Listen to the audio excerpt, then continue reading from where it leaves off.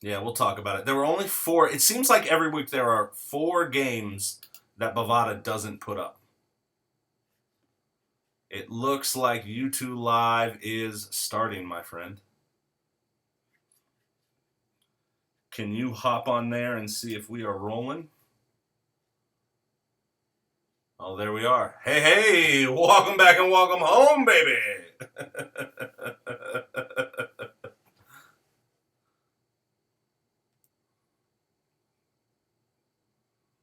I hold on, brother. Hold on.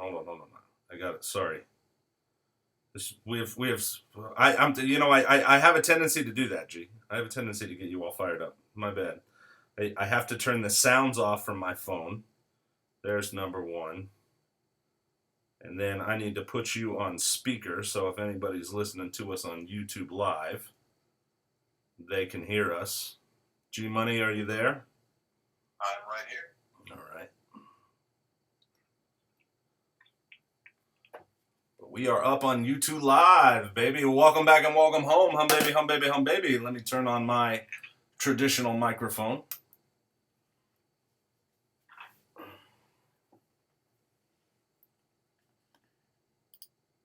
Cool. Yeah, what screwed me last week? I just stuck Philly. I wish I would have kept it out. Yeah, Philly screwed me too. A huge chunk on just a Dallas Kansas City tease and walked away, and I wish I would have. Like 30, 40, 50, but the plus just be like, fuck it. Right. These two. And then the tease would have hit. Kansas City didn't cover the regular spread. The tease would have come in. I think it's basically you pick Dallas and the other team. Yeah. Not New England. Yeah, you pick.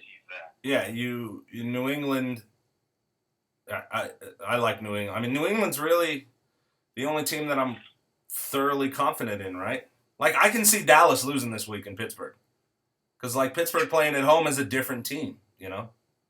Yeah. But, that's whatever. All right. YouTube Live is up and rolling. Let me get my notes here up again, G, and then I will be good to go. I apologize for the delay, my friend. Nah, you're good, man. You're good. You look fantastic, brother. Thank you. I thought this would project well. I thought this would be a very clickable outfit. It's great. Very clickable outfit. I love it. Yeah, you make it do what it do, baby. You know what I'm saying? Make it do what it do. Because you know I do what I do when I do what I do when I do what I do. All right.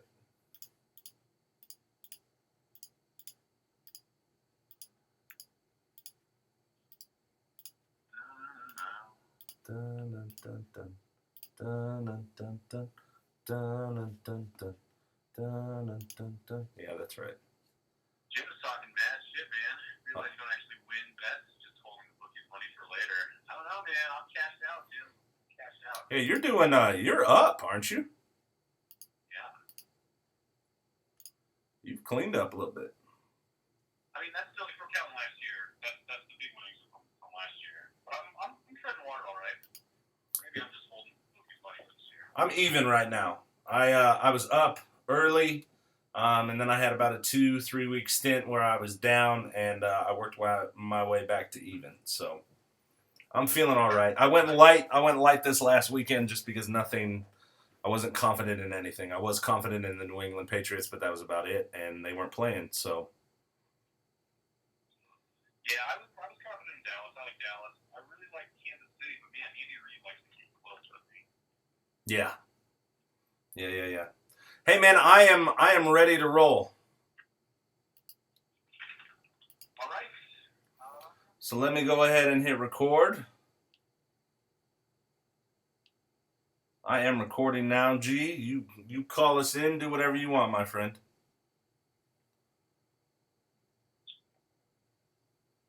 Welcome back and welcome home to the Mark is Zero podcast. We have a special edition, 50th episode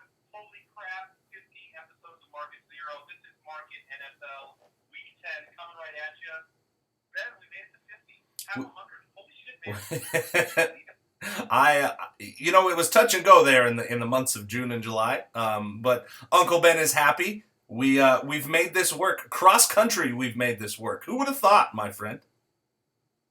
Yeah, it's pretty impressive. I definitely was a little bit worried when you picked up stakes and moved.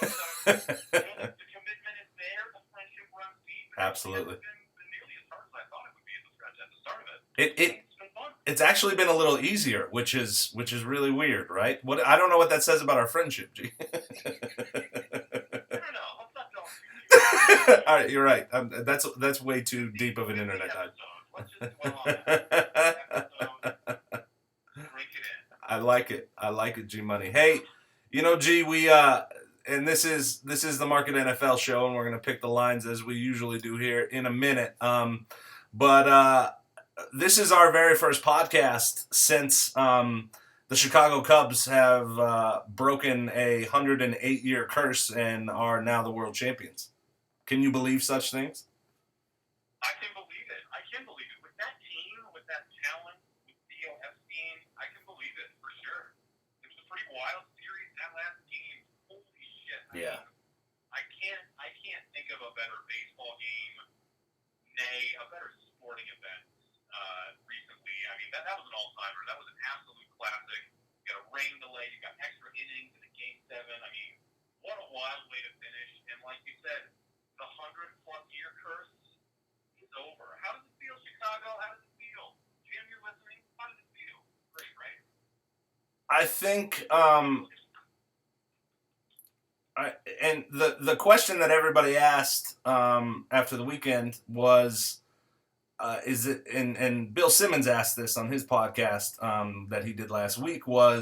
Is that the greatest baseball game of this generation, of this lifetime? And I guess for me, as a Colorado Rockies fan, I still don't know whether or not Matt Holliday touched the plate back in 2007, but that was hands down the greatest baseball game that I've personally ever seen as a fan. But as a fan of the game, that has to be up there as one of, if not the greatest games of all time. It was back and forth. Everybody was gassed. All the pitchers. I mean, Kluber got chased. Andrew Miller got chased. Joe Madden is doing weird things as the manager. Aroldis, yeah, he almost did. Right. If the Indians win, the people in Chicago are asking for Joe Madden's job. They're not necessarily calling him the greatest manager of all time. Aroldis Chapman had nothing left. And then God intervened, and they had a 20-minute rain delay. It was an unbelievable game. It's the only baseball game that I have watched in recent memory that made me jump out of my seat with two teams that I honestly don't care about. I don't care about the Cubs. I don't care about the Indians. They're not my team. I'm a Rockies fan. My father's from Pittsburgh, so I root for the Pirates here and there. But I could care less about Chicago or Cleveland, and that game was unbelievable. So it was a great way to end the baseball season. I got what I wanted, which was a Game 7, and so it was a lot of fun. Yeah, tons of fun, and again, congratulations to all the Chicago fans. It should be a nice relief, and a big tip of the hat to an excellent Cleveland Indians season. I think the wound is a little less severe because of the basketball. Right. But still, a lot of longtime baseball fans in Cleveland still were hoping for some relief there. And, yeah, man, you still got to feel pretty sorry for them. Seeing those guys' faces at the end of the game was tough. You really feel for Chicago, but again, Cleveland, man, those Indians, that's a tough go. That's a tough go to come that close and fall short. I agree with that. Shall we go ahead and mark the baseball season? Pitchers and catchers report in late January, so we don't have to wait too long for baseballs. But shall we mark it, G Money? Let's go ahead and take the MLB season and mark it. All right. Now we had some football over the weekend that was devastating to myself and you. Who should go first here? Do you want to go the Bronco angle, or would you like me to go the Steeler angle first? What would you like? I'll go ahead and take it first and get my kind of bit out of the way, because honestly, I've sort of seen this coming for a little bit. I was on YouTube 5. Me and Big Mike did a little Big Mike dropping with you last week, where we both kind of were picking the Raiders, and you were kind of saying that to have faith in the Broncos. Man, the Raiders look like an up-and-coming team. It feels like the tide has turned. That offensive line is expensive, but brutal. They are grinding people up. Derek Carr, David Carr, Derek Carr, Derek Carr. You know, and it's actually pretty funny because I don't think he's much different than his brother. But if you put his brother behind a decent offensive line, you probably get the same result. Right. Again, on this podcast, we preach it starts with the offensive line all the time. I like that Oakland has focused on it. They have spent the money, and it is paying dividends for them right now. I do think Denver is still a good team. I don't think that Oakland won the division last night by any chance, by any sense of the imagination. But they took a big step towards it. They clearly have what it takes to play with the big boys in this division. And Denver just seems like they're on the decline. It's tough to keep health after a long Super Bowl season. They just took a big injury to Derek Wolf in the middle. He has a broken bone. Probably won't get him back for the rest of the season. Huge blow there. Again, there is ineptitude at running back. The defense looks pedestrian for the Broncos. And man, it really looks like the tide has turned. And I mean, I think we could kind of see it coming, but still disappointing. There's still time to right the ship. But as a Broncos fan, you got to be really nervous. And I am.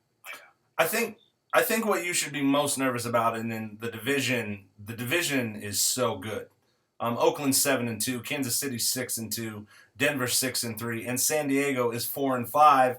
And San Diego arguably could be above 500 if a couple things happen to break their way in some earlier games. I think that's what should be most concerning for you as a Denver Bronco fan. With that being said, Oakland, yes, you're 7-2. Yes, you've had a nice run. And I know Big Mike is going to get really frustrated with me. I would love to see what happens here when those two teams square off again on January 1st, 2017 in the Mile High City.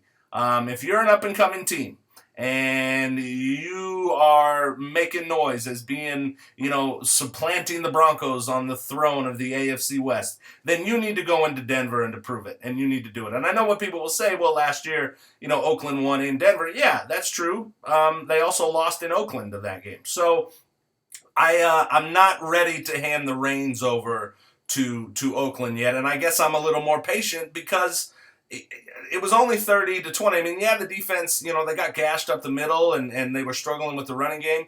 I don't know if Oakland runs the ball that well in Denver.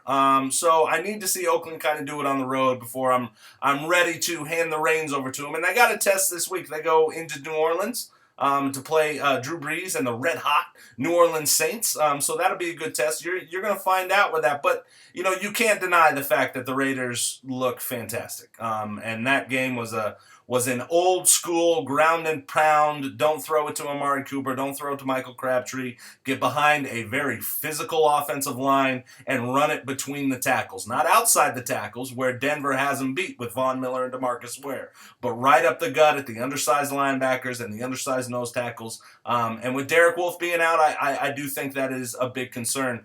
Jason LaCanfora was on the Tony Kornheiser podcast this morning, and he mentioned that the Broncos may be 2 or 3 weeks away from a switch at quarterback with Trevor Siemian getting benched and Paxton Lynch coming in. What do you think about that, G? I mean, if he's ready, then play him. I think nobody's super impressed with Trevor Siemian, and I don't think that he's going to be the franchise. Right. So, eventually you're going to want to play Paxton. You just really have to be sure that he's ready. He looked really unsure of himself. He looked, slow to make decisions. He looked like a rookie. And we talked about that in his debut game. I would probably be okay with it. But honestly, I'm so worried about the offensive line. I think whoever's back there is going to get hit. And if he can't run the ball, it doesn't matter who's going to throw it. Right.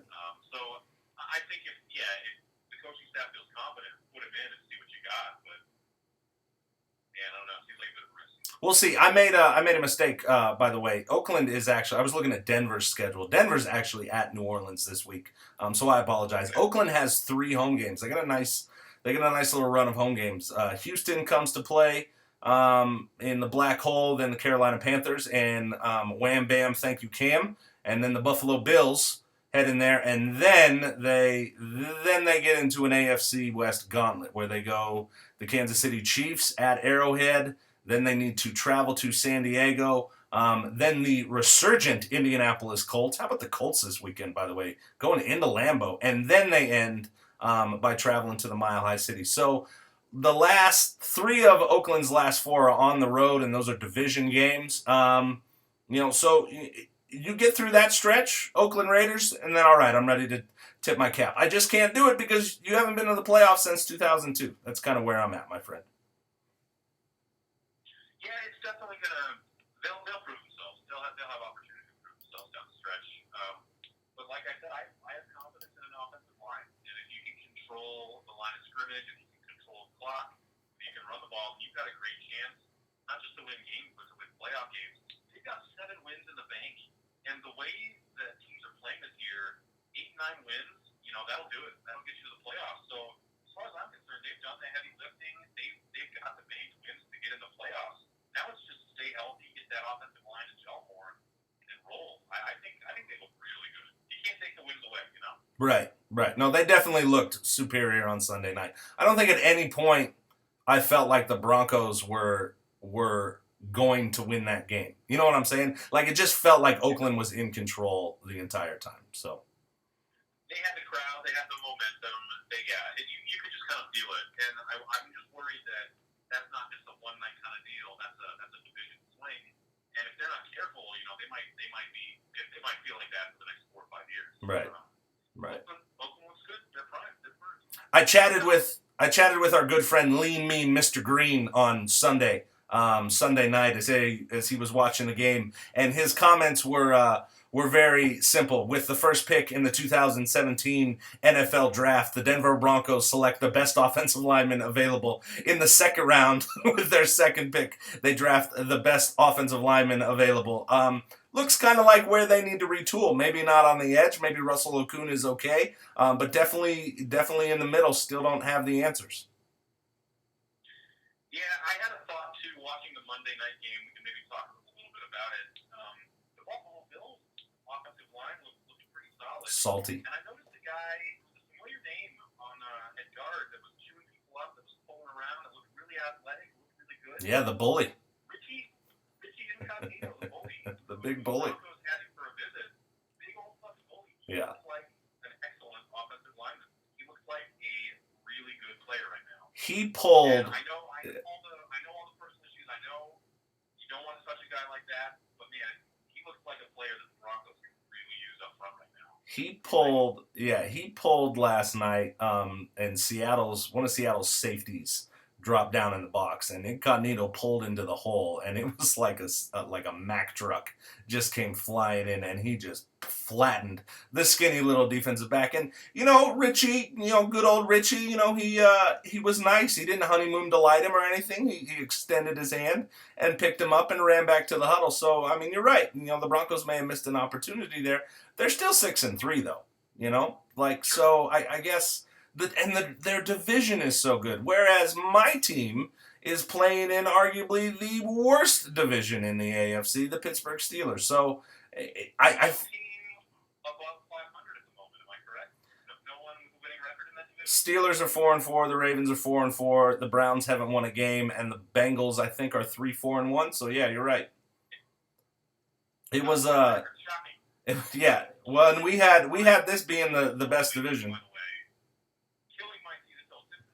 I had them at over. They need to win out, as we talked last week. And a lot of these teams, they just look mediocre. Right. A lot of these teams you expected to be elite just are not. I mean, Pittsburgh's having injury problems. Cincinnati's floundering.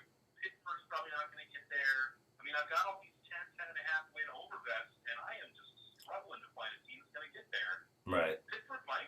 Do you think Big Ben, are they going to come back? What do you think? How do you feel? Tell me about the Pittsburgh quote. Okay, so there's two categories here. As a gambler and a bettor, don't bet on the AFC North. That's just my advice. It's way too difficult to predict.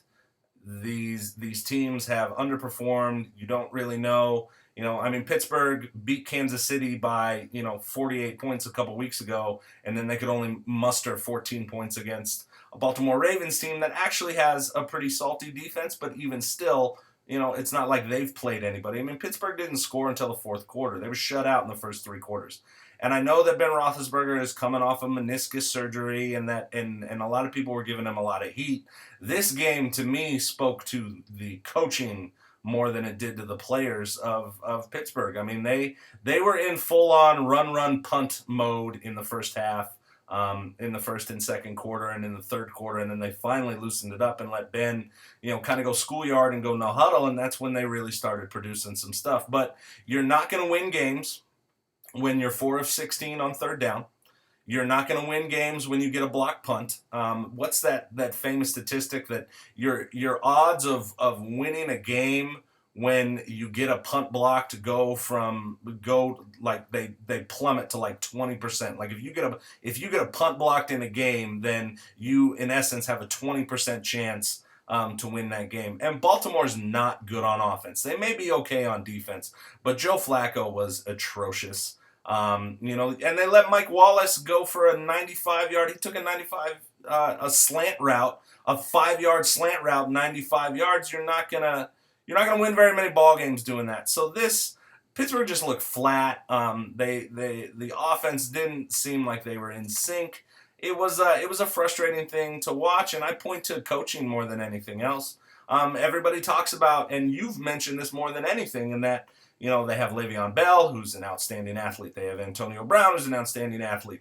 The burger that is Roethlisberger is the oak tree back there. I mean, there was a play in the game, G, I don't know if you saw it, where Baltimore ran, a corner blitz or a safety blitz off the edge. The guy came unblocked, and Ben just kind of ducked. And the only way that the guy made the tackle was he grabbed his shoelaces as he was scrambling away. I mean, Ben literally flipped this guy over, and it just speaks to what a freak of nature he is. So you have pieces there in Pittsburgh, but they clearly have issues. They don't look motivated. As a gambler, as someone who bets on games, I would stay away from that. With that being said, they're still in a good position to win the division, and they can win the division. They're 1-3 on the road, so that's not going to do them very good in the playoffs, because they're going to have to. I mean, everybody's looking up at New England in the AFC West right now. So they'll have an opportunity to win the division and at least get one home game. So I like Pittsburgh at home, but on the road makes me nervous. With saying all that, it should also be pointed out, Pittsburgh won their first Super Bowl with Ben Roethlisberger as a wild card team. So they got in as kind of being the hot team late. So you don't need to start peaking right now, but they need to get going, and they need to get going in a hurry for Uncle Ben to feel a lot better and not have. I was standing on a cliff on Sunday, G. I was ready to jump off the cliff. I don't know if you got that text message. So. Yeah, so that's my take on the Steelers, man. I was pretty hot and fired up Sunday night, and Monday I kind of cooled off, and now that I've been able to logically and critically think of it, I've come to the conclusions that I'm not going to gamble on the Steelers, but I will root for them as a fan, and I think that they can win the division just because it is such a bad division. But let's get going, fellas. Let's quit screwing around. Uncle Ben thought of the week. Pick it up. I think they'll be okay. I do think they'll be okay. Some teams I don't think are okay. I think Green Bay is in big trouble, and I think Philly is in big trouble. Of course, right after we release our roundtable rankings on theGrandSlamDunk.com, right. Make sure to check that out on Facebook, Twitter, all the stuff. We pulled our rankings, and I had Philly really high, and immediately I'm regretting how high I put them. I think Wentz looks like a rookie. The defense doesn't look as salty as it did. I mean, they're 4-4. I think they're in trouble, man. And in that division now, Washington looks competent. Eli Manning's pulling out victories. I think the Eagles are in a lot of trouble. And then you've got Green Bay and Aaron Rodgers, who's offering unsolicited analysis that the team is fat and not being right. That was wild, wasn't it? I mean, what?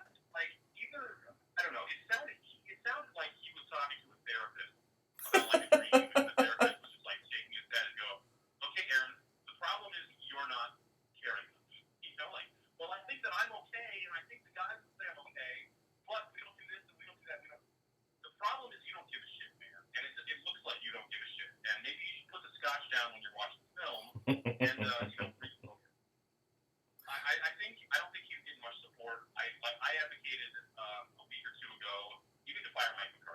Yeah. This is a base bread and butter. It's run its course.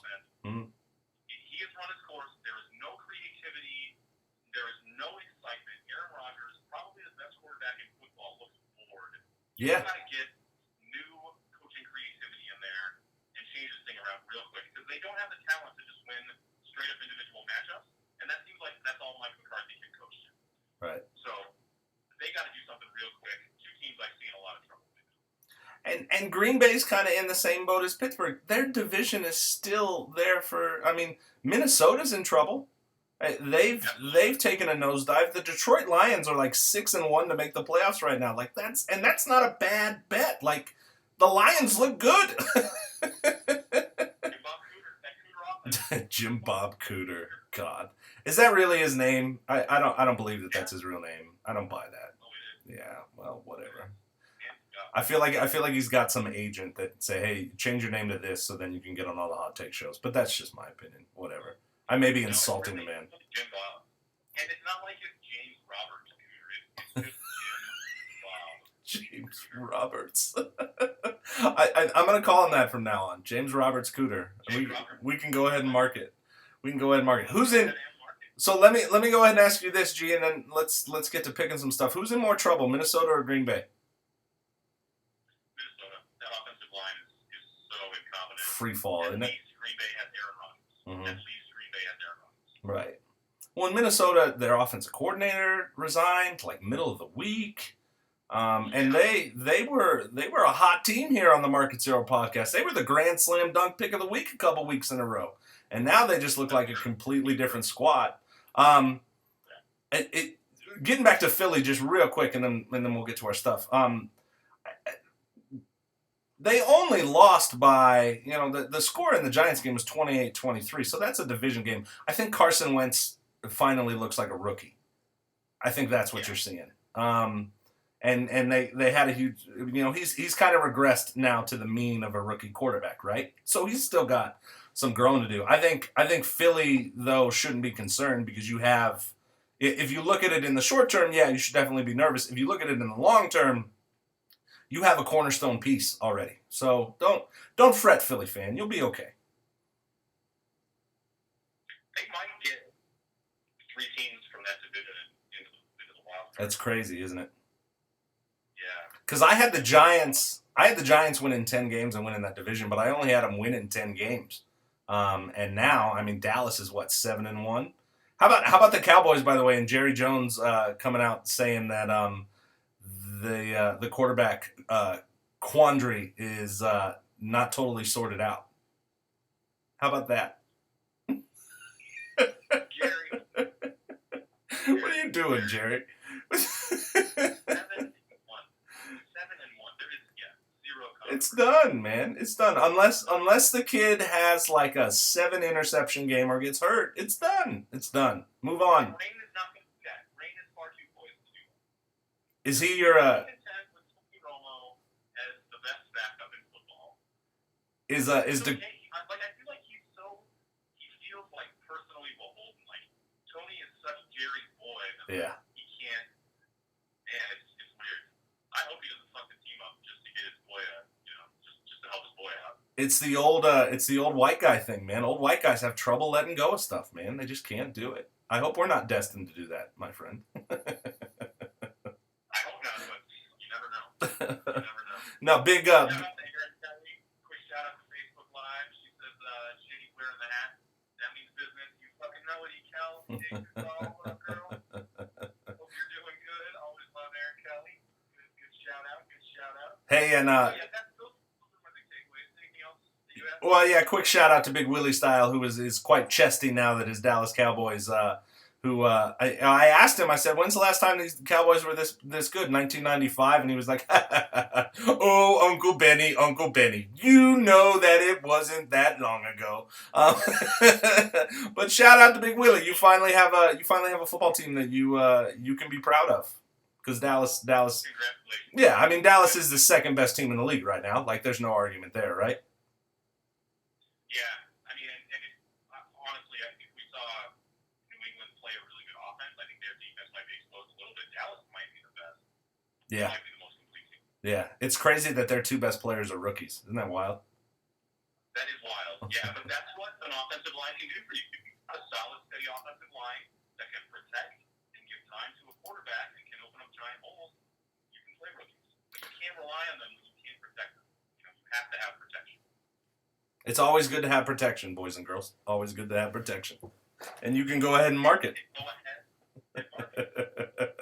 All right, G, let's pick the lines, my friend. Are you ready to go? I'm fucking ready, man. Let's do it. Market NFL brought to you by dotcom, featuring sports talk, pop culture critiques, and enough nonsense to fill a stadium. G Money mentioned it earlier. If you haven't had a chance to check out our second quarter of our roundtable rankings featuring the real bass guy, Big Mike, G Money, Uncle Ben, the lean, mean Mr. Green, and Big Willie style. I think I got all six of us there. I think I got everybody. Make sure you hit up the grandslamdunk.com and check that out. We've had a lot of fun putting that together. And if you are wondering why San Francisco is rated a little bit higher than most people would rate them, just have a conversation with the real bass guy, because that was all him. So let's go ahead and move to the Thursday night game. G Money, we have the Cleveland Browns, the winless Cleveland Browns, traveling to Baltimore to face the Ravens on a short week for both these teams. I had Baltimore -7. What you got?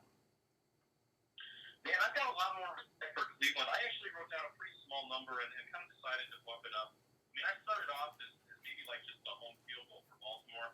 I moved them up to 5.5 because I do think that defense is pretty steep. But man, I don't think Cleveland is an over team. I don't think they're going to lose all their games. I went with 5.5. Okay, and I had been keeping score the last couple of weeks. You kicked my ass last week doing this. I just tied with you. You either won or you tied with me. G Money, I'm off the schneid, my friend. I got this closer to you. It's actually -10. Wow. Mm-hmm. That seems like a big number. Mm-hmm. That seems like a big number. I don't know if Baltimore can score enough points to cover that kind of spread. That's a good point. But it is a Thursday game, right? And Thursday games are always weird, aren't they? Yeah, that's true. But they can be weird both ways, though. Sometimes you don't Right. have time to implement a good offensive game plan, so you just go vanilla and slow scoring. Other times the defensive game plan can't get together. You see shootouts. I would probably lean towards under and low scoring in this game, hopefully banking on some confidence from quarterback from Cleveland. And again, a salty Ravens D, just shutting down an inferior team, and then hopefully Flacco, is Flacco. So I would probably lean towards Cleveland to cover those kind of points, but I'd be looking more for a total, probably for an under. So the over-under in this game, I'm glad you mentioned that. It's at 45, and I like the under there, dude. I really do. I like what you're thinking there. Neither Baltimore doesn't score a lot of points. They really don't, but they do play good defense. So you're coming on a short week against a Cleveland team that has started at least 4 quarterbacks, if not 5 this year. So I like the under there at 45 more than anything else in this game. Yeah. The one thing you got to worry about is Steve Smith Senior, the third. What is his name? Steve Smith Senior, the old man, The old angry man. He's so angry. He's so angry. He's making metaphors about like building houses and screwdrivers and calling guys cabins. It's crazy. He could score 40 points on his own. So, be wary of that. Again, the weird Thursday games lean towards the total, but Steve Smith could score that on his own. So be careful. Yep, and if Cleveland watched the game tape from Pittsburgh, just make sure that you cover the 5-yard slant, because Mike Wallace can take it 95 yards. You know what? The other thing that we didn't cover in the Steeler game was the atrocious onside kick. We forgot to talk about that. Oh my God. Hands down, the most embarrassing thing I think I've ever seen as a Pittsburgh Steeler fan. I shut the game off. I was so pissed off. It's like, really? It's the lowest percentage play in football, and then you're going to make it an even lower percentage by doing this? And then the special teams coach came out and said, well, he didn't in college. Well, I don't give a fuck if he didn't in college. That's stupid. Just dumb. In college he did that? Rice isn't a real college. I like it. This is true. We can mark that. Rice, you're not a real football school. Check it out. Mark it. All right. It looked like I was watching a high school game. You can't fucking do that in a real Even if he makes it, I'm still shaking my head going, what are you doing? Yeah, it's just you don't do a trick shot in a pressure-filled situation. You just don't. It's not smart. It's dumb football. That's why that's why I question the coaching, man. I have issues with the coaching. But whatever. Let's get off last week. Let's move forward, okay? Our first game on Sunday, we have the Green Bay Packers traveling to Nashville to take on the Marcus Mariota-led Tennessee Titans. G-Money, I had Tennessee -3. What you got? I had this game. I kind of wavered between this game as a straight pick, and I actually gave Green Bay a point. Okay. I thought it was pretty close. You're gonna get it. I picked these. I did these Sunday night. I think is when I did it, and I had just watched Green Bay choke like a dog at Lambeau Field, which is why and the Titans didn't look terrible last week. Titans aren't a bad team, so I favored I figured I looked at it and I'm like, all right, they're at home. It's actually Green Bay -3. Green Bay's getting 3 points on the road. I don't know how to bet this game, G. I don't know. This has all the makings for the Aaron Rodgers 50 touchdown game, but they don't have a running. Ty Montgomery is their running back now in Green Bay. I don't have a lot of faith in the Packers. I like the Titans. There are pieces of the Titans I like, but Mariota threw the soul-crushing interception on Sunday. I don't know if you got a chance to see that. DeMarco Murray's running the ball pretty well, but Derrick Henry's banged up. I think he's having some surgery, so Tennessee's not a great team to begin with. But they are going to hit the what was the total win total that you had them at? 5? It was at 5.5, so they got to get to 6. Okay. I think they'll get 2 wins out of this. This may be one of them, man. This may be one of them. I like Tennessee here. I think Green Bay should be getting some points, but not that many. So I lean towards Tennessee. I mean, that's the whole deal. Mariota has turned the ball over more times than some teams have. Well, like he has led to points for the other team almost as much so that was crazy. Not only did he throw the soul-crushing interception, but he had the soul-crushing fumble return for a touchdown, like 2 direct touchdowns. They still come within a touchdown. Like this team can score, it's scrappy, they can play some defense. Right. But yeah, right now they just can't overcome you're going to be getting points to the other team. Having said that, Green Bay just looks hopeless. Yeah, you don't have a running game, you can't get up for games. You got real problems here. This is more of a stay-away game. I would lean towards Green Bay because I just think Aaron Rodgers is the superior talent, and I do think that they should be a better team. Right. But yet, like the home field, and if Tennessee can just control mistakes, they should be fine in this game. They should be able to. You know what will help them control mistakes, G? What's that? Don't run fucking speed option with your NFL quarterback. Leave the college play in college. I mean, that was stupid, man. I blame the coach for that more than I blame Marcus. And maybe that's just because I'm soft on Mariota. You've made me soft on Mariota with your Oregon bias. It's rubbed off, huh? I think Mariota's still. I'm having questions on his decision making, but you're right. He is getting zero help from his coaching staff. This head coach is pretty much incompetent. He has a pretty awful receiving core. No the receivers. offensive line is decent, but the coaching staff, they're not setting him up in positions to win. And you're right, running a speed option in the NFL, you're going to get fumbled. You're going to get hurt. You're going to get hurt, and you're going to turn the ball over. It happens, man. That's why teams who run the zone read, they do it once or twice a game, and that's it. Like it's not an offense. I mean, they do it with Cam Newton every now and then just to keep you honest, down in Carolina. But he's not running around there doing that. And if he does do that, then he ends up getting a concussion. So that's why you don't see the option as much in the NFL. And I know that these college offenses keep bleeding into the NFL with this stuff, but enough of it, Like Marcus Mariota shouldn't have to run speed option on 3rd and 5 or whatever it is. You should be calling, your best pass play for him to do. Like make him be a professional quarterback. Don't just rely on what he did good in college, because running that against Washington State is a hell of a lot different than running it against a professional defense. I don't care if it's the Cleveland Browns or the San Diego Chargers. You know what I'm saying? Yep, absolutely. Cool, man. I think we can go ahead and mark it. Let's mark that and move to our next game. Minnesota, the reeling Minnesota Vikings at the Washington Foreskins. I had Washington -3. What you got, G? I had to bit closer. I had the Foreskins at -1. Okay, I'm going to win this one. I hit it right on the button. It is Washington -3. What do you feel in this game? This has all the classic, oh man, the Redskins should, Minnesota's free falling, we should totally bet, and then the Redskins just choke like a dog. Yeah, I think, man, Minnesota really looks like a pretty average team now, but I got to believe that defense can still muster some strength. I think Minnesota now falls into the category, and I mentioned this last week, kind of with Seattle and with Denver. Like, they really are becoming reliant on defensive scores. And if that defense can't find a way to get a touchdown, they have a really hard time producing on offense to keep it up. Obviously, Seattle got a boost from some crazy one-handed catches from Jimmy Graham on Monday night. Yeah, those were wild. Spectacular. You got a guy hanging on. He does two of them in the end zone, one-handed. So it looks like Seattle's going to get some offensive production. But Minnesota, zero running game. You know, Sam Bradford is regressing to the Sam Bradford team, and he's going to get hurt soon. Like there is no doubt in my mind that this Swiss cheese offensive line, he is due for an injury. I like Washington.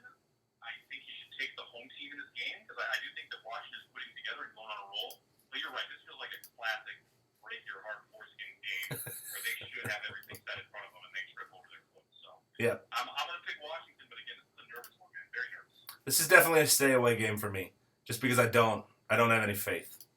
I don't have any faith in either team right now.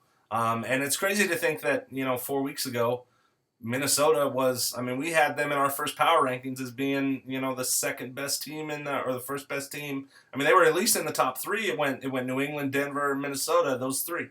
But for all the reasons, man, the offensive line catches up to you. I'm surprised Sam Bradford has not gotten hurt. I will give Bradford some credit. 9 touchdowns, only 1 interception.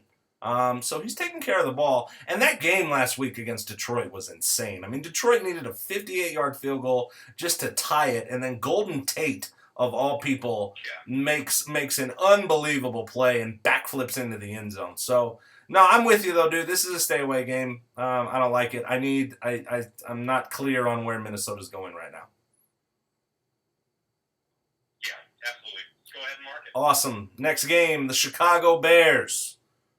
Fresh off their World Series victory. Oh, no, wait, that was the Cubs. I apologize. The Chicago Bears head on down to Florida to face skinny Jameis Winston and the Tampa Bay Buccaneers. G-Money, I had Tampa -3. What you got?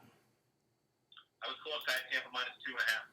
So you are going to get this. You are closer than me. Could you believe that Chicago is -2 on the road? What? Right?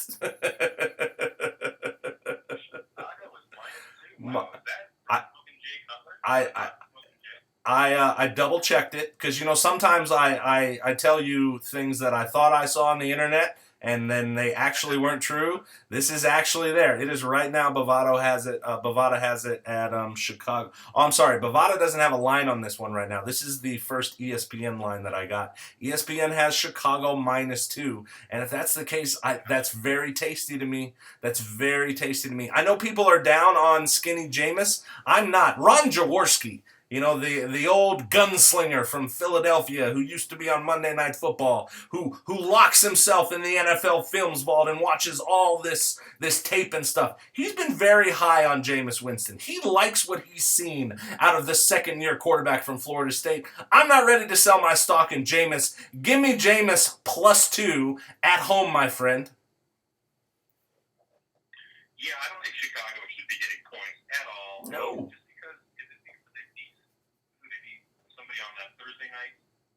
Yeah. No, they beat. Maybe you get a boost from smoking Jay. They beat Minnesota. Yeah. They beat Minnesota. Minnesota's no good. Minnesota's on the way down. Right. Yeah. Give me the home dog. Give me Skinny James the point on this. Chicago should not be a favorite to anyone. If you look in the last 5 games, Chicago beat Minnesota. Okay. They lost to Green Bay. They lost to Jacksonville. They lost to Jacksonville. They lost to Indianapolis, and they beat Detroit at the start of October. So they're 2-3 in their last 5, but their 2 wins were in the division. Give me Jameis and the points, my friend. I like it a lot. I will tell you this though, G, for all you gamblers out there, Tampa Bay 0-4 at home against the spread this year. Keep that in mind. I was almost about to make this a lock of the week, but no thanks. Oh. Yikes. James against the spread. Okay. All right. We'll go ahead and mark that, and we'll move on away from this yuck game. Because that's a yuck game, isn't it? Like, ugh, I don't want to watch that. Yeah, that's a pretty yuck game. Our next game, the Kansas City Chiefs travel to the resurgent Carolina Panthers. I had Kansas City -2 on the road. If you can believe such things, Kansas City is right now battling to be the second best team in the AFC West with the Denver Broncos right now. That's what it looks like. Again, G, I had Kansas City -2 on the road. What you got? I had the Panthers. Wow, really? -1 home favorite. I'm surprised you went Panthers. You're going to get this one, and you take the lead now. It is 3-2. It is Carolina -3. I'm surprised you went with Carolina, my friend. You have not been a believer in Carolina. Give me your justification. It's an Oregon Duck named Jonathan Stewart. I think that one game reignites them. I think they get their shit back together. I never believed that they were this bad. I've always thought they had talent. You don't go from 15-1 to 0 to a mediocre team like they are. I think Carolina is bouncing back. I think Kansas City doesn't have enough talent or firepower to really blow teams out. So I can't see them winning this game comfortably. I got to see it as a close game, and I would pick Cam Newton over Alex Smith or Nick Foles every time. So give me Carolina. I think they should definitely be a slight home favorite. I honestly think this is a pretty close matchup. This should be a good game, right? Like 2 well-coached teams. Say what you want about Andy Reid and his clock management. He has a professional football team in Kansas City. And you get Alex Smith coming back, who's not going to turn the ball over. Did you see Kansas City's tight end? What's his name? Kellick? Kelsey, yeah. Yeah. Did you see him throw his glove at the official and get ejected? Yeah, it was like a towel. Yeah. Fucking wild. What a loser, dude. Who throws things? Why would you throw something at the official? Like, you outweigh that dude by 150 pounds, tough guy. What are you? Trying to flag the official, throwing his flag. That'll be on you. Right. Well, yeah, that worked out because he totally got the penalty and then had to walk his ass back into the locker room. So nice job, jackass. Way to get him. Yeah, right. Kelsey's kind of a clown, dude. He's got like a dating reality show. Oh, really? Yeah. Oh, so he's the Eric Decker of Kansas City. Yes. Oh, that's adorable. Does every team have a guy who has a reality show or dating show? I think so. Yeah. They have at least one. Mostly they're receivers, but sometimes you get a kooky D lineman in there. What kind of world are we living in, man? Everybody's got a reality TV show. The Cubs won the World Series.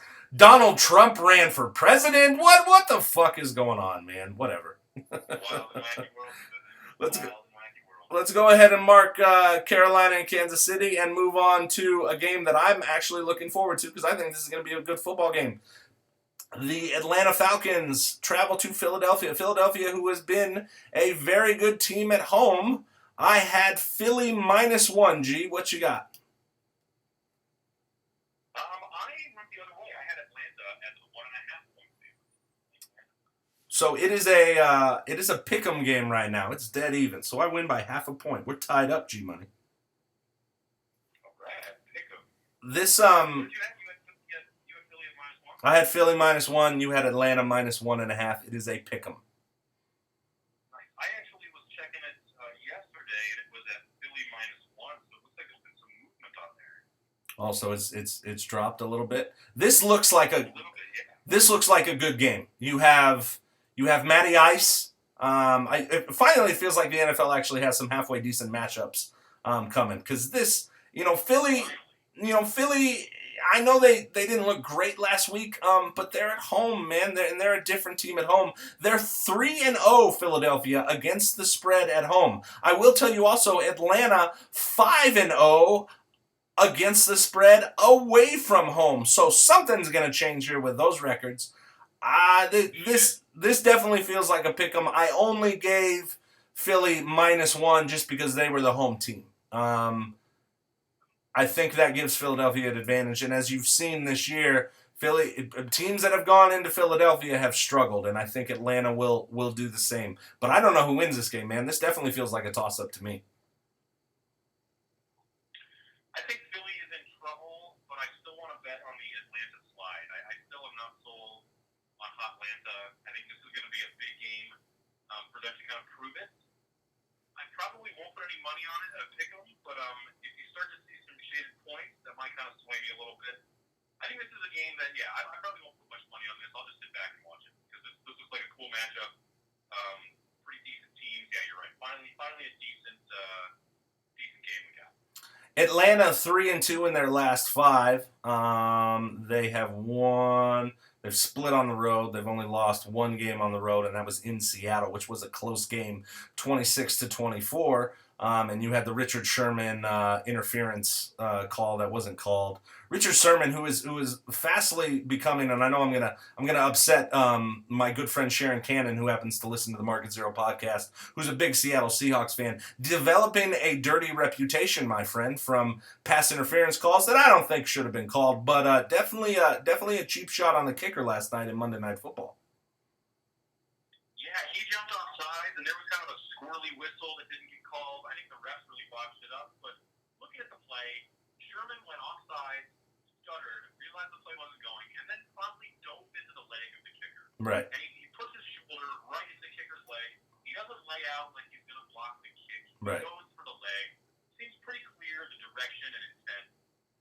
Yeah, I mean, he came up, he tap danced around it, said a bunch of stuff in the post-game interview, but from what I'm looking at, he stole at somebody's leg. There's no way around that. That's a dirty play. I don't have a problem with the pass interference on Julio Jones a couple weeks ago that didn't get called.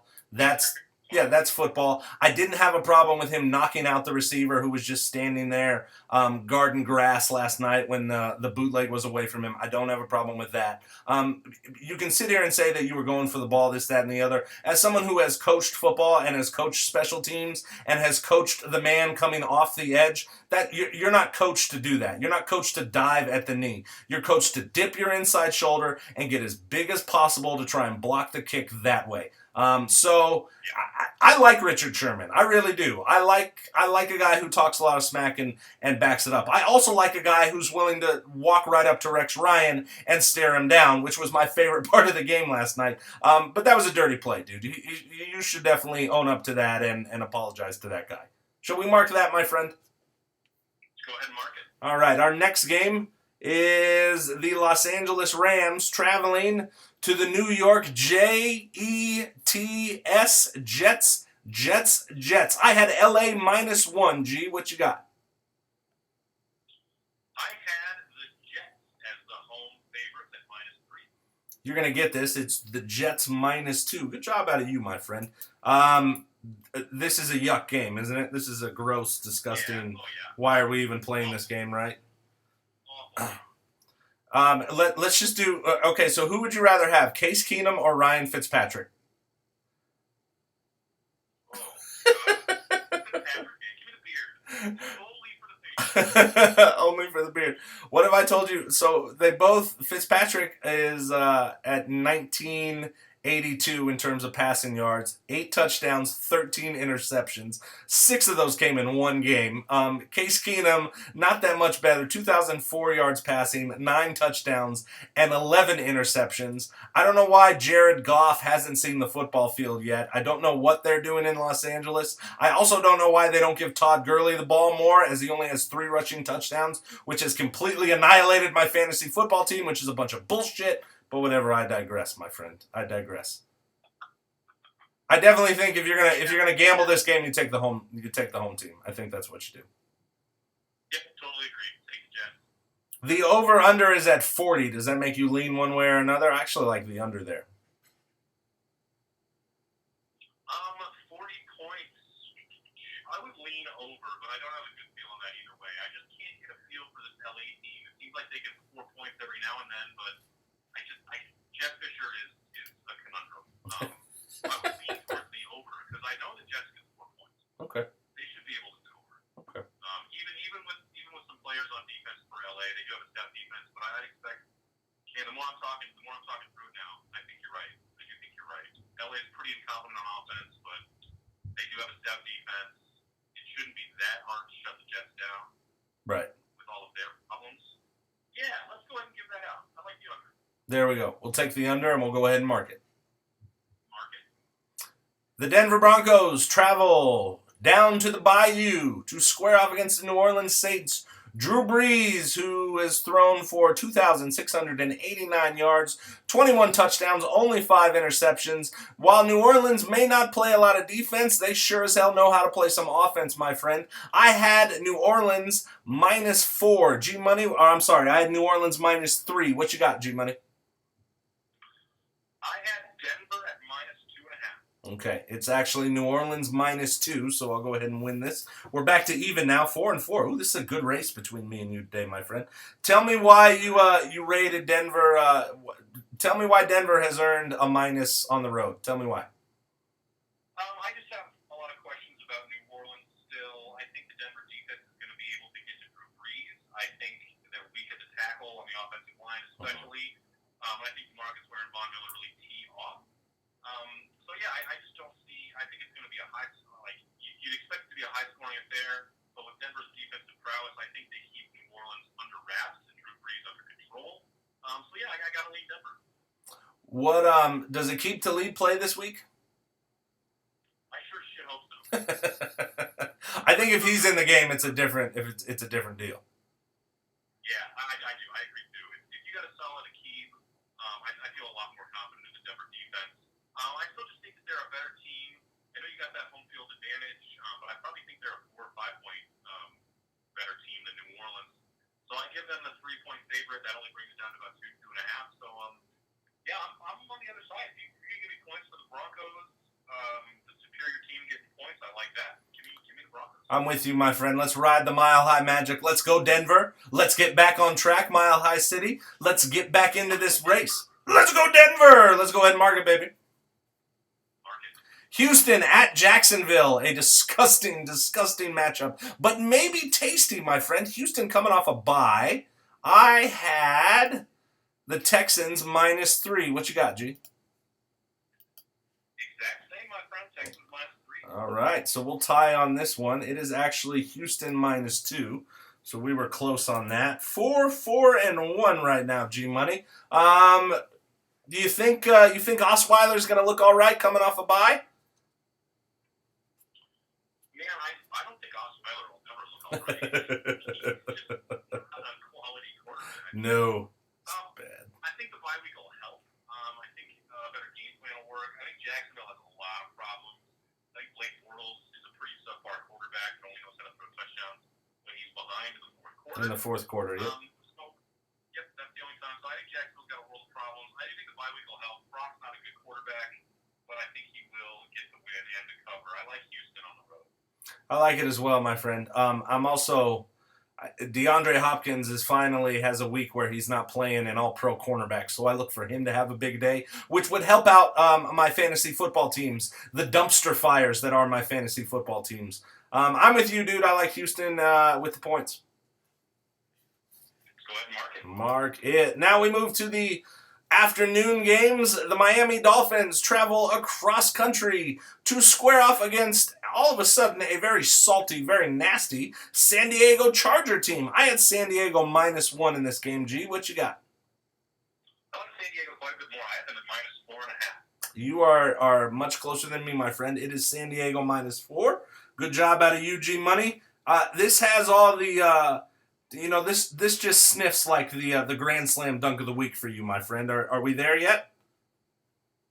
We're not quite there yet. Okay. It was a high consideration one. It was a big one, but not quite. I like San Diego at home. I think I don't trust Ryan Tannehill. I know we should give hats off to Adam Gase for really putting together a competent running game down in Miami. Because Ajayi, or whatever his name is, has done really well. He had those 200-yard games, and then he followed it up off the bye with another 100-yard rushing day. So he had a really good day. But Phillip Rivers is playing on another planet right now. I like the Chargers here at -4 a lot. I wouldn't go quite, and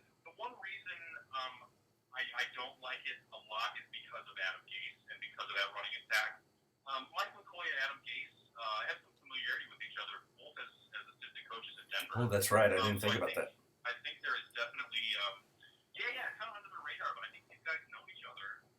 Like you said, Adam Gase has done miracle work all throughout the league. Every stop he's been at, he has been able to scheme and really turn chicken shit into some delicious chicken salad. He won a playoff game with Tim Tebow. He was able to Don't remind me. Butler. Sorry. I don't know who he wanted to get. He did some miracle stuff in Chicago. Right. With Jay Cutler and Matt Forte. He got Jake, production out of Smoke and Jay. I think Adam Gase is an innovative offensive mind. I think he's a quality coach. And like you're seeing with these eye-popping numbers on the running game with Jay Ajayi, I attribute that to Adam Gase. So I'm 100%. About his prowess and his familiarity with Mike McCoy in San Diego. I think I'm going to pick San Diego and the points because I do think even as the fourth best team in the AFC West, they are still a playoff team. Right. And they play like a playoff. Yes, they do. And Miami's not. So I do like San Diego to cover. Adam Gase is the X factor, makes me nervous on those points, so I'm not going to give it out as the Grand Slam dunk of the week, but I do like the Chargers to lay the points. Joey Bosa has played out of his head for San Diego. I think their defense is actually sneaky good. So I'm in lockstep with you, my friend. I like San Diego -4, and we can go ahead and mark it, baby. Mark it. All right, our next afternoon game. How about them Cowboys? Travel to Pittsburgh to square off against Uncle Ben's Pittsburgh Steel Boys. G Money? I went Dallas -1 here, probably because I'm still angry at Pittsburgh. What you got? I had Dallas as a pretty heavy favorite. I had them up at 3.5 points. So it is actually Pittsburgh -2, my friend. Pittsburgh -2. I think the better team is getting points. I'm going to make this the greatest. Oh, you had to do it to me, didn't you? And I apologize now. I'm sorry. It's all right. Dallas getting points too tasty to pass up. I got to give it out. It's all right. You know, I would rather you do that than do your reverse jinx of Pittsburgh's going to go 15-1 like you did a couple months ago. I'm just saying. Yeah, you like this better? I do. I like it. I like it when you pick against the Steelers. It just makes me feel better. That feels much more normal to me. It's actually moved now. This ESPN has it at -3 for Pittsburgh. Gambling, Dallas has given you no reason to bet against them. They're 7-1. They got the Rookie of the Year in the backfield, whether it's Prescott or Ezekiel Elliott. It's going to be one of those two guys, right? It has to be. With that being said, Pittsburgh is a much different team at home. 3-1 at home. Their one loss was to the New England Patriots.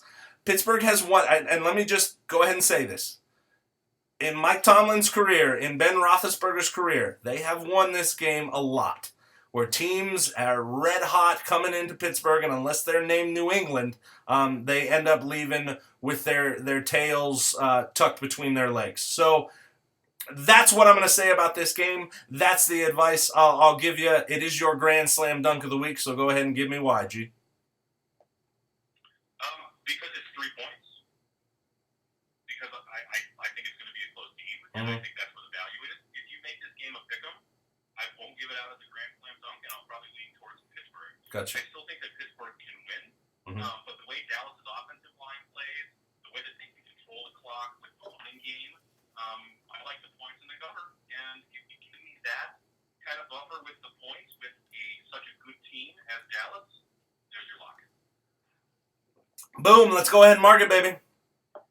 Mark it. San Francisco travels to Arizona to play the Arizona Cardinals. The Cardinals in the last 3 weeks win, tie, loss. I just think that's funny. I went pretty low here. I went Arizona -6. What you got, G? I went Arizona -3. Wow, I'm going to get this one. It's Arizona -14. Bovada doesn't have a line out for this right now. That is an ESPN line. Arizona -14. Woof. A lot of points, man. That's so much. Ooh, so many points. Under, I went a lot under. I'm kind of regretting that low number, but I really don't think Arizona is more than a touchdown favorite. I know San Francisco has their struggles, but man, They are bad. You need to not cover.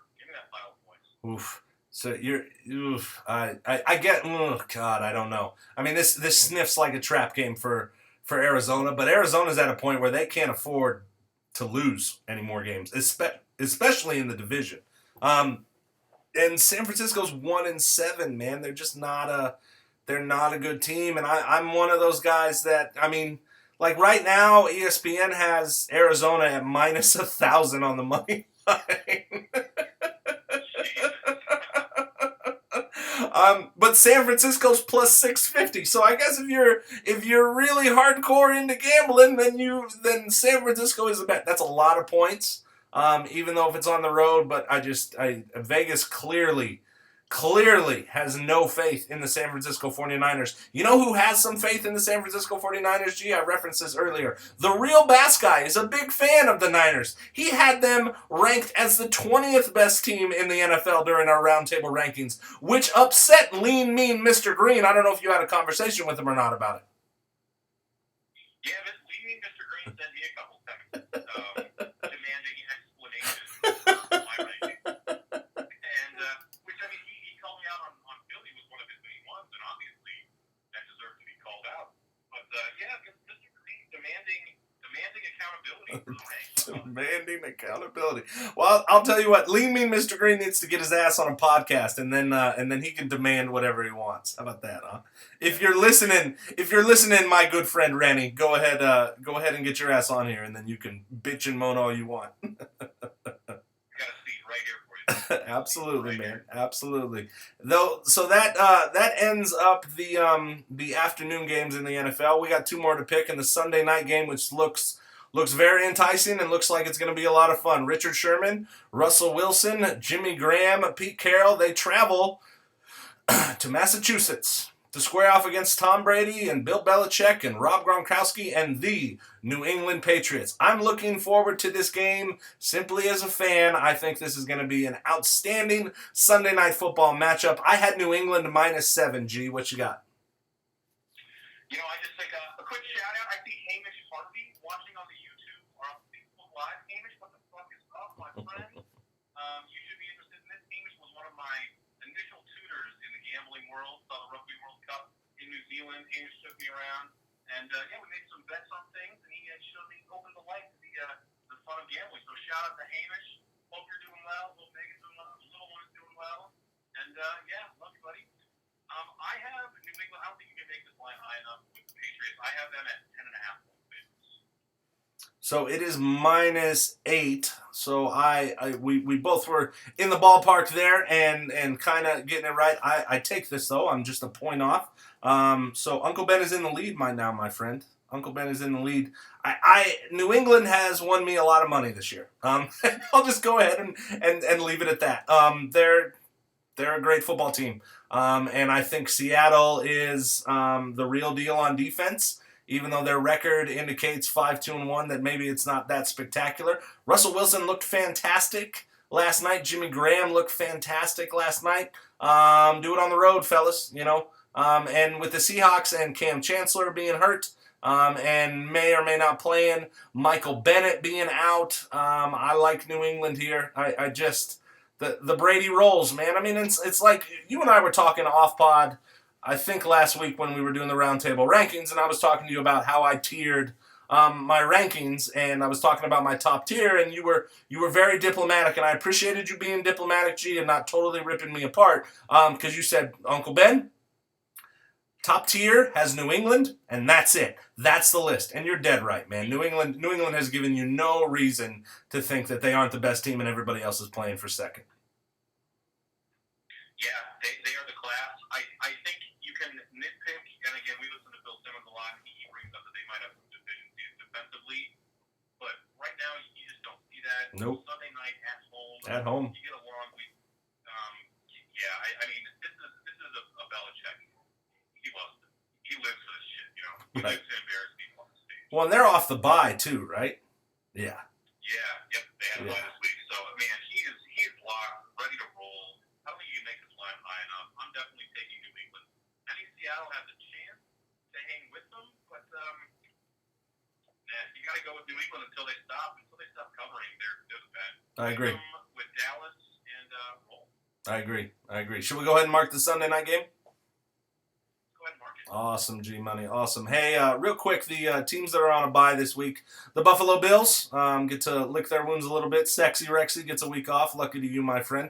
Don't eat too many donuts there, Rexy Ryan. The Detroit Lions, the red hot Detroit Lions, Matthew Stafford. Shout out to Matthew Stafford, by the way. You know, sucking it up and not being a silly frat boy from Georgia, actually leading his team. Good job out of you, my friend. The Indianapolis Colts, who looked dead in the water 3 weeks ago and now have rolled off a couple quality wins. They get a bye. And then obviously Big Mike's Raider Nation, a well-earned bye for the Raider Nation, which leaves 2 teams left for us on Monday night, my friend. The Cincinnati Bungles, the Cincinnati Criminals, the Cincinnati Vontez Burkett needs to still be in jail. Travel to New York to square off against the New York Football Giants. G-Money, I had this at -4, slanted to the G-men. What do you got, G? I have a little bit less. I just had them given the hometown field goal. I got the G-men at the -3 point favorite. All right, you're going to go ahead and get this, my friend. It is New York -2. Good job out of you, bud. All right.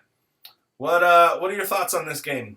Eli's due for a 6-pick day, isn't he? Like, he hasn't done that yet, right? Like, that's coming. Yeah, I was expecting that to come this last week, to be honest with you. And yeah, Eli has they've kind of locked it down. They look pretty good. Well, that head coach's mustache is ridiculous. Mustache is sports. I gotta say. He looks like he should be a South Park character. Like, we got rid of Brad Childress, who looked like Mr. Garrison a couple years ago, and now you brought on McAdoo, who looks like he's Mr. Garrison 2.0. He does, man. You just throw a turtleneck on that guy and like get him I don't know. It's so creepy. Oh, and he puts his hands on his hips in such a weird way. Like, he does that one thing where he's got, like, I'm a little teapot, like, on one, and then he's holding his sheet on the other, and he just looks like such a douchebag. I guess looks don't mean anything when it comes to coaching, but if I were to see that guy in a crowd, I would not think that he was an NFL head coach. No. I would think that maybe he's like a Dungeons and Dragons coach. Right.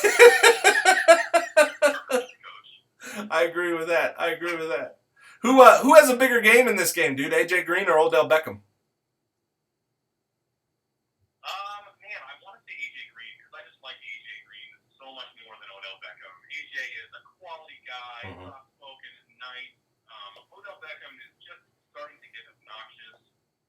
I'm really tired of seeing him. Yeah, all of his antics, all the craziness. Yeah, I agree. I see him on commercials all over the place. I see him swinging fish with the Sasquatch on the beef jerky commercials.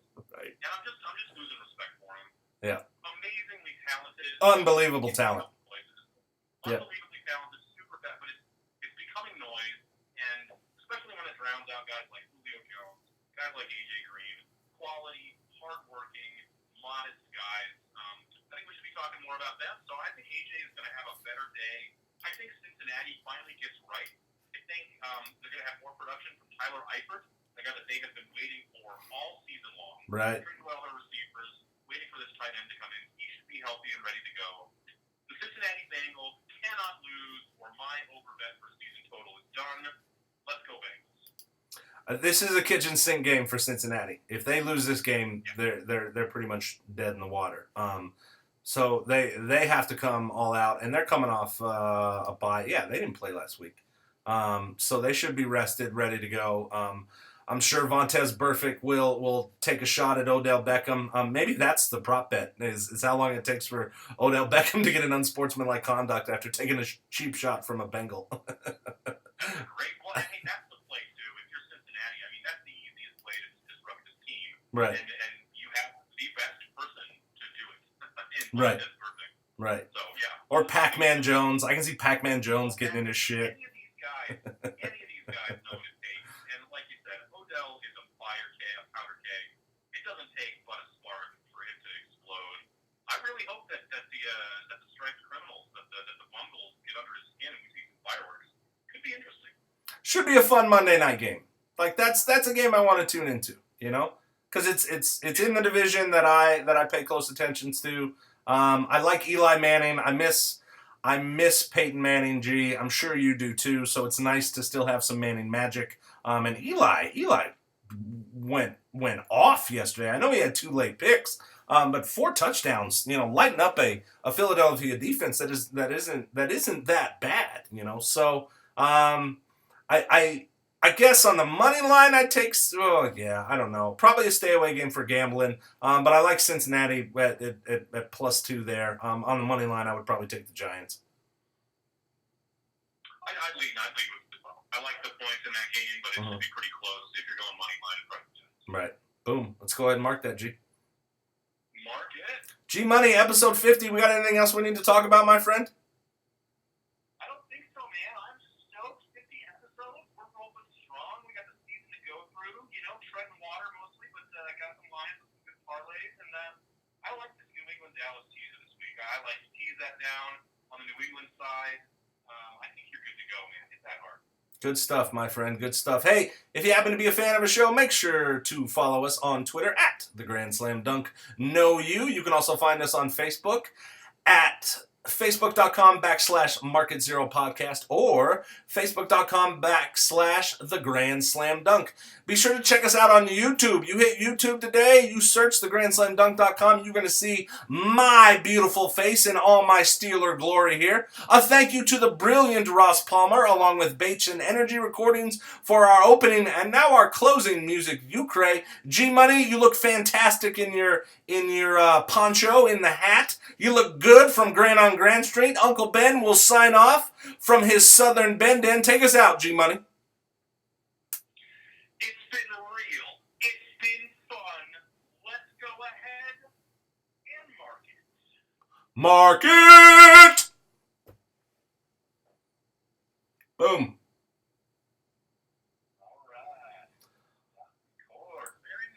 Yeah, man, I'm glad we wrapped up right there because my battery's been flashing at me for 5 minutes saying you're about to die.